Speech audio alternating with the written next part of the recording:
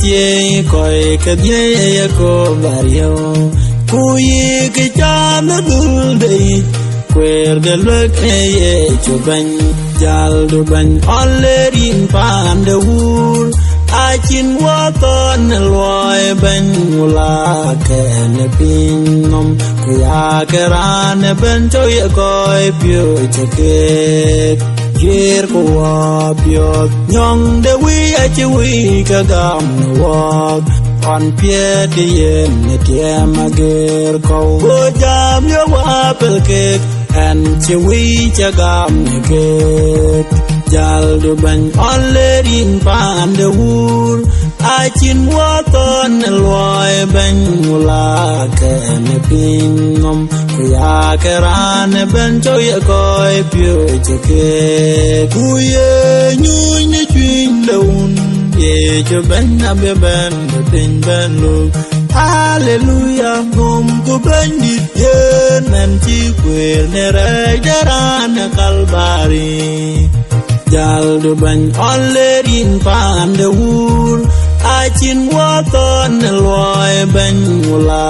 ken pinom kuya keran ben toy koy pyo cheke ka je pyo wa yong pinke pinje tyang keren marwi la re wo de pyo la yum pati pola ne pi ateri jal du ban allerin pan de wur achin wa ton loy ben mula ken pinom kuya keran ben toy koy pyo cheke wer wa ben yale ne pan da chol dere ne pinom rum wa kawa wa ko yale gloy ne pinom ager jal du ban allerin pan de wur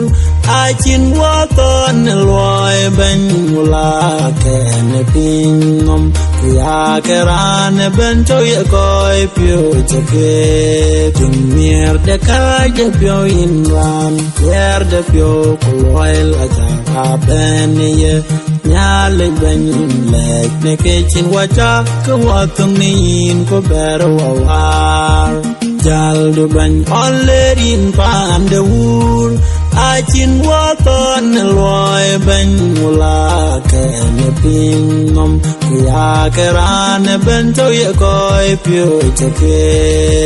wo chire na di ko to pinom pinya che tyang re ben dit gai do le ka bi ben mom de un wade amel ka un abiler de piela yum de nier